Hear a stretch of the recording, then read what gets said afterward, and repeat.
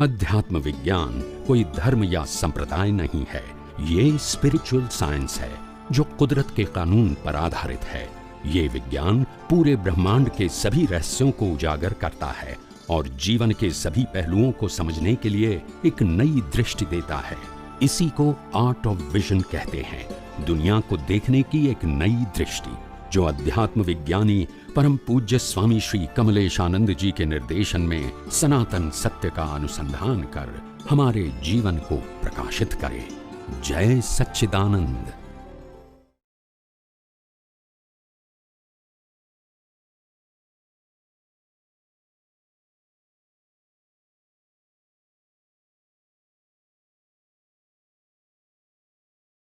संप्रदाय की पकड़ में आने की जरूरत नहीं है।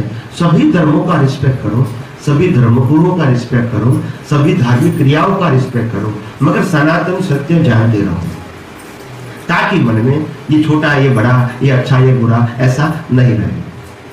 अपने अंदर सद्भाव बनाते रहो और ये सब कुदरत की रचना को देखते रहो। आखिर है कुदरत का और कुदरत के पास ही रहेगा। कुदरत का एक ही कानून है, ये दुनिया में 5 इंद्रियों से जो कुछ भी अनुभव में आता है सब कुछ मेरा है और मेरे पास ही रहेगा। आपको जो मिलता है सिर्फ उपयोग करने के लिए, मालिकी करने के लिए नहीं मिलता है। ये मकान बना, इसका रॉ मटेरियल किसका है? ये बना, इसका रॉ मटेरियल किसका है? हम खाना खाते हैं, किसका है? हम पानी पीते हैं, किसका है? हम हवा लेते हैं, किसका है? ये डायमंड गोल्ड सिल्वर किसका है? आप बताओ। हम जो नोट प्रिंट करते हैं और नोट का रॉ मटेरियल किसका है? आप देखो, बिना कुदरत कुछ भी कर सकते हैं आप, हवा भी ले सकते हैं, तो सब कुछ कुदरत का है और कुदरत के पास ही, मगर पाप पुण्य के हिसाब से आपको मिलता है और आपके पास से चला जाता है। ये कर्मों का खेल है, मगर है कुदरत का, पहले भी कुदरत का था और बाद में भी।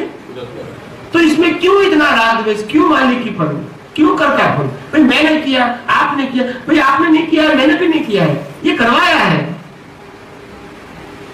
हर संजोग कुदरत देती है। अगर कोई व्यक्ति बीमार हो गया, अस्पताल में एडमिट हो गया, आप कहोगे भी ये तुम्हारा दुश्मन आया, मारामारी कर सकेंगे? नहीं कर सकेंगे। तो संजोग भी कुदरत देते हैं ना। तो मेरा कहने का मतलब है, किसी के प्रति राग या किसी के प्रति द्वेष करने की जरूरत नहीं है। ये दृष्टि को विशाल बनाओ, मगर कैसे विशाल बनाओ? कुदरत के कानून समझ के। आप समझे?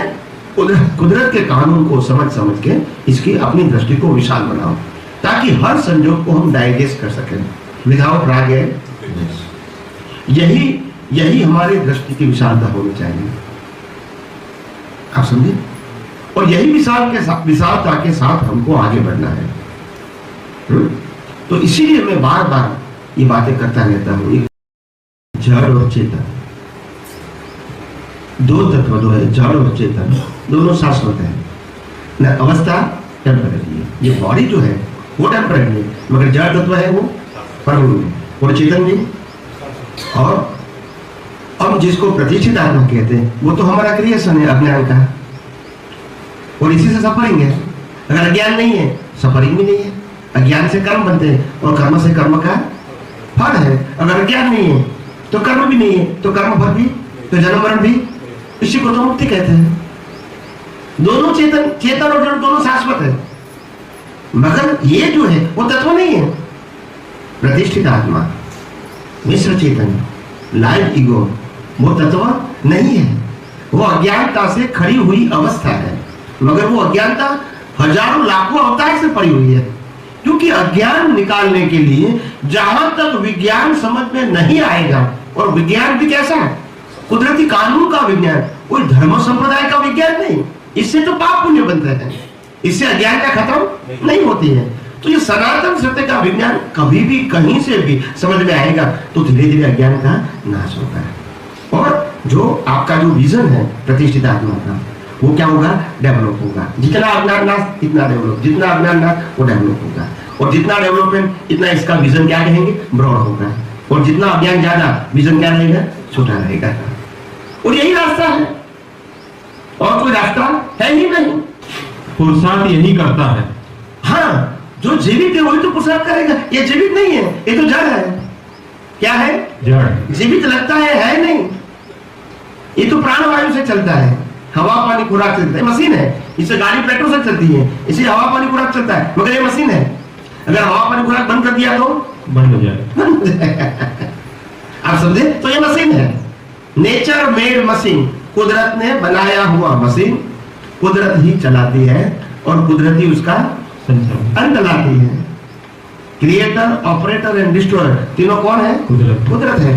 तो ये मशीन में तो कोई ताकत नहीं है जी, आप समझे कि नहीं? ये पंखा में ताकत नहीं है। हमने पावर दिया तो वो काम करते, पावर नहीं दोगे तो नहीं करेंगे। ऐसे उसको हवा पानी खुराक नहीं मिलेगा तो ये मशीन कुछ नहीं करेगा, क्योंकि जड़ है ना, ये भी जड़ है, ये भी जड़ है। इसको भी भंगार में बेच सकते हैं और इसको भी जलाया जाता है जी। इसकी तो रीसेल वैल्यू आती है, इसकी रीसेल वैल्यू भी नहीं आएगी। ठीक बात है। वो भंगार में भी नहीं लेगा इसको तो। इसको तो टूट गया फूट गया तो भंगार वाला ले जाएगा, कुछ ना कुछ तो देगा। इसका तो कुछ देते, इसको तो जलाने के लिए भी देना पड़ता है। इसका कुछ मिलता नहीं। जब तक डेवलपमेंट पूरा नहीं हुआ तब तक प्रतिष्ठित आत्मा की वैल्यू है। हाँ, नहीं तो अज्ञान कौन निकालेगा? अज्ञान ही तो, अज्ञान से ही तो वो बना है। और जिस दिन डेवलपमेंट पूरा हो जाएगा वो समाप्त हो जाएगा, क्योंकि उनका रोल खत्म हो गया है ना। फिर शरीर और आत्मा दो ही रहेगा जी। जब उसका अज्ञान नहीं तो रोल क्या है उसका? कुछ नहीं। फिर न कर्म करने का है, न पुरुषार्थ करने का है, कुछ करने का नहीं है। जब रोल नहीं है तो अस्तित्व कैसे रहेगा? ठीक है जी। आप समझे कि नहीं समझे? जड़ और चेतन से भी इंपॉर्टेंट रोल इसका हो जाता है। सवाल ही नहीं है, क्योंकि देखो जड़ जो है, जड़ जो है जी। ये कुदरती रचना है जी। इसका क्रिएटर ऑपरेटर कुदरत है जी। और आत्मा है वो स्वयं शक्तिशाली है जी। इनको पुरुषार्थ की जरूरत, इनको पुरुषार्थ की जरूरत नहीं है और ये पुरुषार्थ कर सकता नहीं है, तो पुरुषार्थ कौन करेगा? प्रतिष्ठित आत्मा। और कोई ऑप्शन है? नहीं है। नहीं है। और यही तो ये विज्ञान की या अध्यात्म विज्ञान की यही खूबी है जी। जो आपको वास्तविकता बताती है। आज तक आप भ्रांति में जी रहे थे जी। कि कर्म की भुगतान भी ये करता है और नया कर्म भी ये बनाता है, यही सीखा था ना? जी जी। ये भ्रांति का ज्ञान था, ये वास्तविकता नहीं थी। मगर क्या है, दुनिया तो है वो अज्ञान से चलती है जी। और जिस दिन अज्ञान निकल गया तो उनका जन्म मन का चक्कर समाप्त हो गया। ये दुनिया अज्ञानियों के लिए है, किसके लिए है? अज्ञानियों के लिए। और जिसका अज्ञान 100% खत्म हो गया तो दुनिया से क्या हो जाएगा? मुक्त हो। फिर वो यहाँ आएगा नहीं। ये बात पचती नहीं है ना, पचती नहीं है इतनी जल्दी ये बात। नहीं पचे या न पचे जी। वास्तविकता को तो एक दिन समझना ही पड़ेगा जी। अगर ये शरीर कुदरत का है तो कुदरत का है ऐसा समझना ही पड़ेगा जी। और अगर शरीर कुदरत का है तो शरीर के साथ जुड़ा हुआ सत्ता संपत्ति संबंध और साधन किसका होगा? कुदरत का होगा। अगर ये समझ में आ गया बाकी सब समझ में आ जाएगा जी। आप समझे? जी। गलती क्या होती है? एक भाई ने प्रश्न किया था बंबई में जी। कि स्वामी जी ये शरीर मेरा है, वो दिमाग में से निकलता नहीं है, ऐसा नहीं निकलता है जी। ये शरीर में, ये शरीर मेरा नहीं है ऐसा नहीं महसूस होता है जी। ये शरीर मेरा है ऐसा महसूस होता है बार बार। इसके लिए क्या करें? तो मैंने कहा देखो शरीर को मेरा मानना वो गलती नहीं है। आप कहते हैं मकान मेरा है, ठीक है ठीक है, मगर आप कहते हैं कि मैं मकान हूं। आप कहते हैं कार मेरी है, आप कहते हैं कार मैं कार हूं, कहते ऐसा तो शरीर मेरा है मगर मैं शरीर, तो कहां तकलीफ है? नहीं समझ में आया? समझ में आया कि नहीं? मेरा है बोलो, मैं नहीं हूं। ये मकान मेरा है बोलो मगर मैं मकान हूं। ये कार मेरी है मगर मैं कार हूं। ऐसे शरीर मेरा है मगर मैं शरीर, तो क्या तकलीफ है? बात ये है कैसे भी करके हमको वास्तविकता समझनी है। अगर समझना चाहते हैं तो एक दिन तो हमारे खुद के विकास के लिए, हमारे खुद के अंदर अज्ञानता निकालने के लिए और ये राग द्वेष और कर्मों के बंधन से छूटने के लिए एक दिन तो समझना पड़ेगा कि नहीं ये दुनिया की वास्तविकता है। ये वास्तविकता धार्मिक नहीं है, ये सनातन सत्य है और ये किसी का नहीं है, ये कुदरत का है। ये कानून किसका है? कुदरत का है। हम क्या करते हैं?